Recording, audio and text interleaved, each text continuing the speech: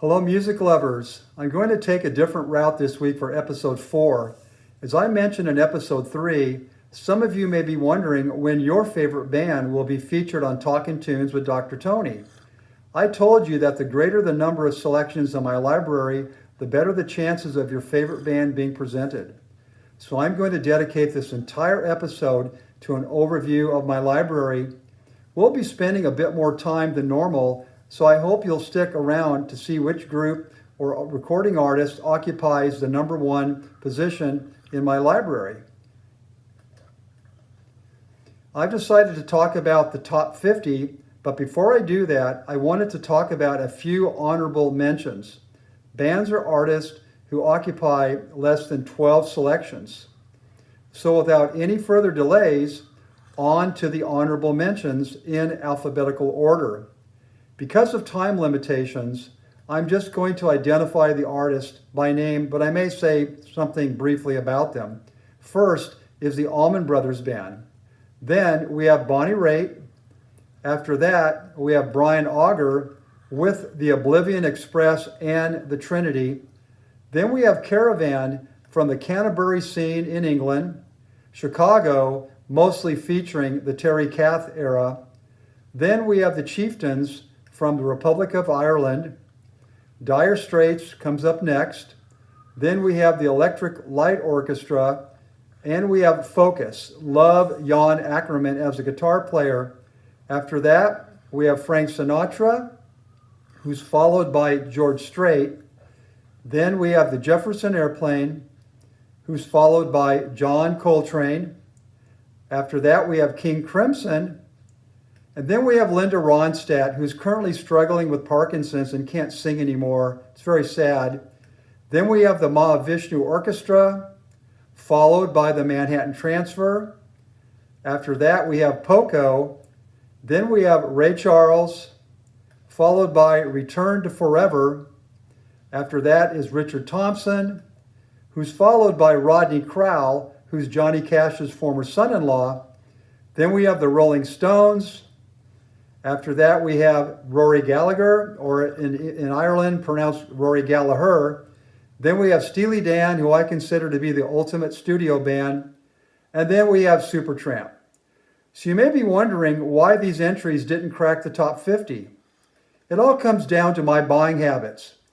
They may not have had 10 albums I liked, or 10 albums at all, or the price may not have been right, as is the case with many entries in my top 50.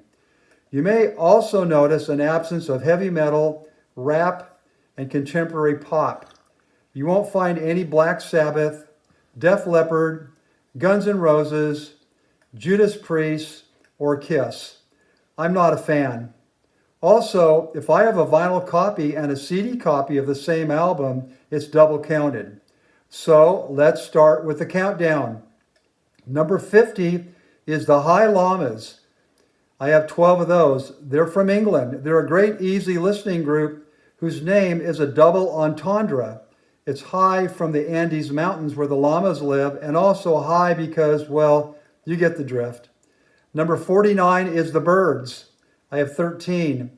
They were called the American Beatles, and they spawned so many great artists, including Graham Parsons. Number 48 is Jimi Hendrix with 13 entries. Jimmy was a virtuoso whose ideas were as good as his playing ability. Now you're going to find 8 artists that are tied with 14 entries each. Number 47 is Los Lobos. My homeboys from East LA, which is about 10 miles from where I grew up. Los Lobos is more than La Bamba. They're a great Americana music band with a lot of diversity. Number 46 is Little Feat, coming in at 14. They may be as good as any American band. The rhythm section is incredible, as are the 3 lead vocalists they had during their heyday. Number 45 is Wishbone Ash with 14 entries. Underrated and less known in the United States. Always had dual lead guitars and combining progressive rock and regular rock. Number 44 is Joe Jackson, coming in at 14.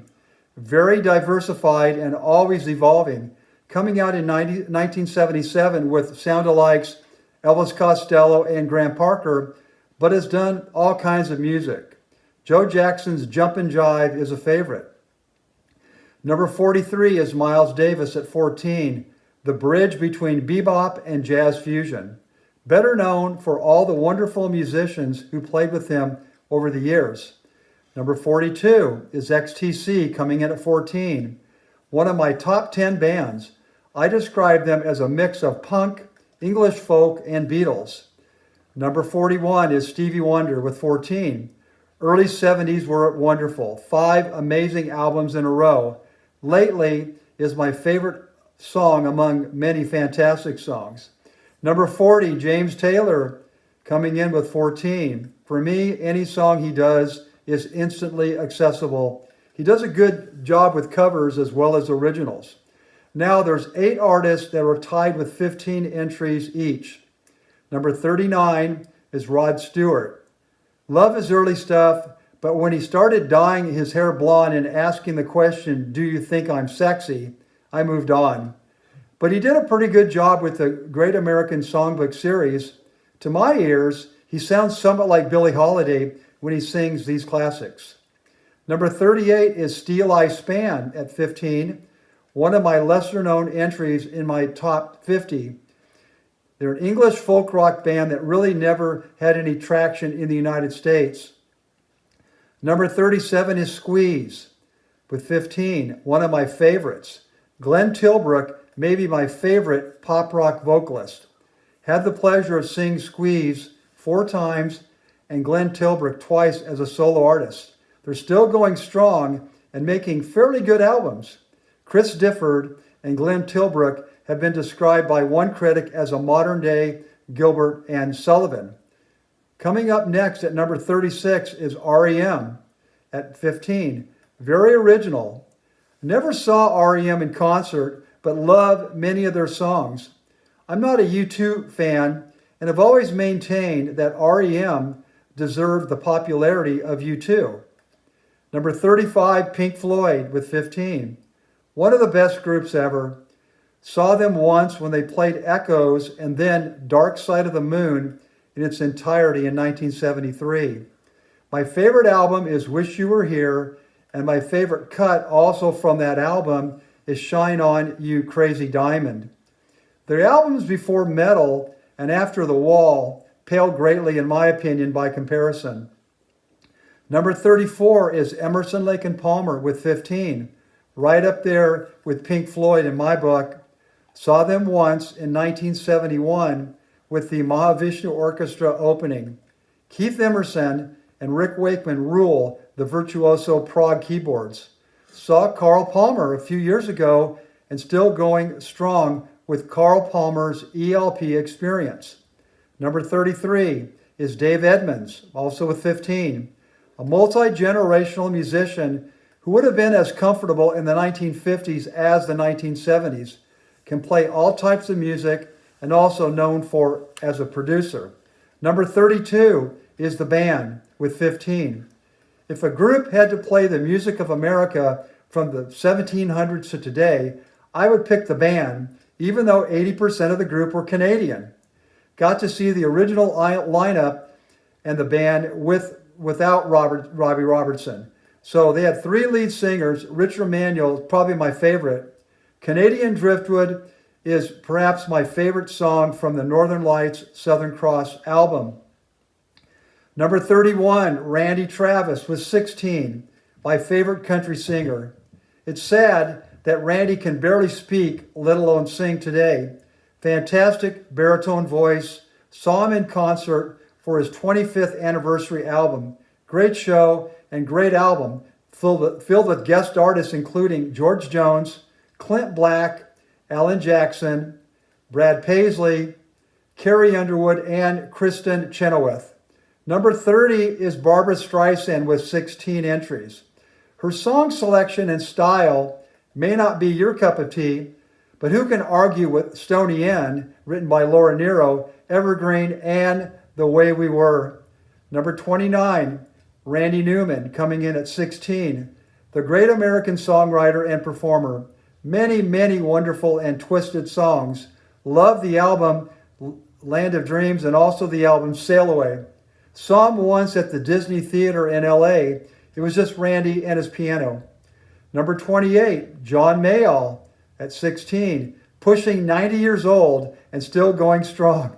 The grandfather of British blues. My favorite is Blues from Laurel Canyon with a very young 18-year-old Mick Taylor. Many greats have passed through his band, including Eric Clapton and Peter Green.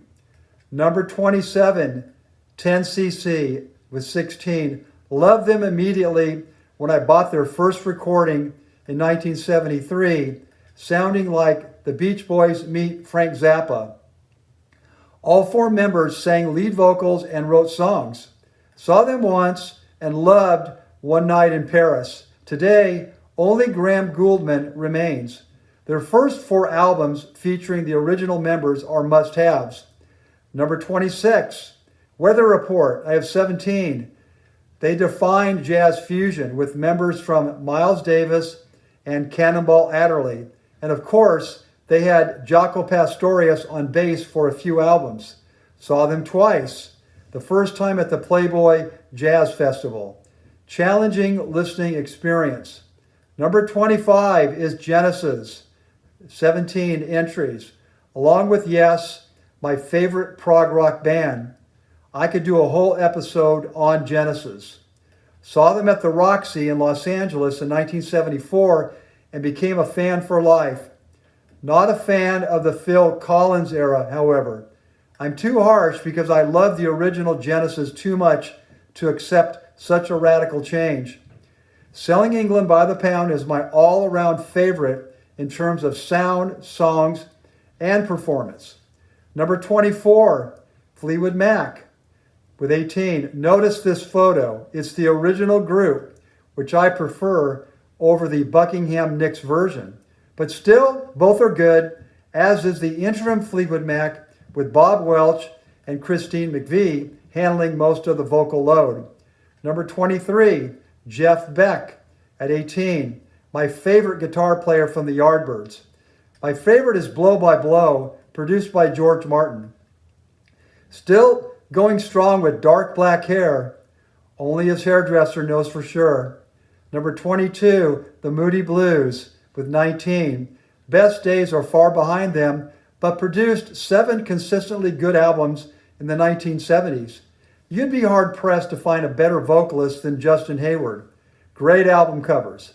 Number 21 is John Hyatt with 19, along with Los Lobos, Americana personified. Same age as me. Seen him in concert a dozen times. Better days behind him. Check out Slow Turning and Stolen Moments for probably his 2 best albums. Number 20 is Jackson Browne at 19. Have many albums in my collection. Don't listen to a lot these days, but For Everyone is my favorite album. He epitomizes the California singer-songwriter topology. Number 19 are the Kinks with 20 entries. Maybe the most underrated in my collection. Original lineup lasted a long time, more than the Rolling Stones and The Who. Not that popular in the US because they may be too British. Ray Davies is an amazing songwriter. Saw them once, and it was a disappointment because they drank too much beer and just couldn't play. Number 18 is Eric Clapton with 21. Many people have a love-hate relationship with Eric Clapton. In my opinion, he should play blues exclusively. His work in Cream and Derek and the Dominos definitely are his best outings. Number 17 is Bruce Springsteen with 22 entries. Like Clapton, folks have a love-hate relationship with Springsteen because of his politics. I tell people that you have to see Springsteen in concert to really appreciate what he has to offer. The first group of albums are amazing, up until Nebraska, and then my level of interest fell off. Number 16 are The Who with 22 entries. The best live band ever. I saw them during the Who's Next and Quadrophenia era, and they delivered the goods. For a band to have recorded Tommy, Who's Next, or Quadrophenia it would have been enough. But they did all three. And Live at Leeds is the best live album, capturing The Who's energy like never before or ever again. I won't discuss what they're up to now, as I believe they're just cashing in on their reputation. Number 15 is David Bowie with 23 entries. I'm listening to Panic in Detroit as I'm jotting down these notes. Talk about someone being ahead of the curve. Saw him once during the Ziggy Stardust tour. That album is in my all-time top 10. Bowie has always pushed the envelope, which I admire. Number 14 is Graham Parker with 24 entries. Maybe the sleeper in the top 50. Saw him just once. Came out just before Elvis Costello, but never gained traction. Check out Heat Treatment and Howlin' Wind, his first two albums from the late 1970s. And also his great song is Temporary Beauty. Next, at number 13, is Elvis Costello with 24. Speaking of Elvis Costello, somewhat of a chameleon doing a wide variety of music. I like the album Painted by Numbers with Burt Bacharach, someone who's hit or miss with me, especially during the latter part of his career. Number 12 are the Beatles with 24 entries. You knew they had to be in here somewhere. What can I say? They're the ultimate studio band thanks to the fifth Beatle, George Martin. Abbey Road is the number one album in my book. And then we have number 11, Frank Zappa and the Mothers of Invention with 25 entries. No one like him or like them. Takes the top honors for making the most diverse music from any music artist I've ever heard. Great guitar playing and social commentary. Left us much too soon. Saw him in concert 6 times, never disappointed. Son Dweezil is carrying on Dad's music very commendably. Number 25 is Santana with 25 entries. And number 10, Carlos Santana is one of my favorite guitarists in terms of creating emotion. He's one of the few artists who has remained vital. His Supernatural album from a few years ago was brilliant in terms of collaborating with current artists. Number 9 is Van Morrison with 26 entries. You'd be hard-pressed to find a better vocalist. Van has so many wonderful songs. Love his album, Irish Heartbeat with the Chieftains. Unfortunately, Van is not a good live performer in terms of giving the people what they want, in terms of song selection and performing songs that he does perform. Number 8, Joni Mitchell with 27 entries. As I mentioned in a previous episode, my favorite female recording artist. Joni could have continued to remake Court and Spark for many years and made a boatload of money, but she went into another direction with Don Juan's Reckless Daughter, Hijira, and many others. She's made only one legitimate studio albums in the 20th century. Number 7 is Todd Rundgren and Utopia with 28 entries. A Renaissance man in terms of songwriter, performer, producer, guitar player, and diverse performer. Underappreciated by the Rock and Roll Hall of Fame, who kept him out for far too long. Number 6 is Ian Anderson with 30 entries. Jethro Tull with 30 entries. Ian Anderson's vehicle for artistic expression. Still making records, and definitely Jethro Tull is in a class by themselves. Number 5, Ella Fitzgerald with 30 entries. Could sing anything, much more than a scat singer. Her songbook recordings during the 1950s are must-haves. Then we have number 4, Neil Young with 32 entries. Great songwriter, guitar player, distinctive vocalist, members of Buffalo Springfield, Crosby, Stills, Nash & Young, and as a solo artist, often with Crazy Horse, along with Carlos Santana, still vital. Number 3 is Yes, with 32 entries. Great band that is still going strong after more than 45 years. Many personnel changes, but the classic lineup for me was around for the Fragile album. Steve Howe, Bill Bruford, Chris Squire, Rick Wakeman, all top of their class. Number 2, Bob Dylan with 33 entries. Long-running talent but he should not tour as his voice is gone. But recorded music is top notch. And then number 1 are the Beach Boys with 41 entries. I cheated as I included Brian Wilson's solo recordings. Since I grew up in Southern California, it's not a surprise they're number 1. They pretty much recorded, or I pretty much have everything they recorded. Timeless listening for me. So there you have it, the top 50. And I'd appreciate you subscribing, liking the channel, and also posting some comments about some of your favorites that maybe I've left off. So that's it for today, and I'll see you in episode 5. Have a blessed day.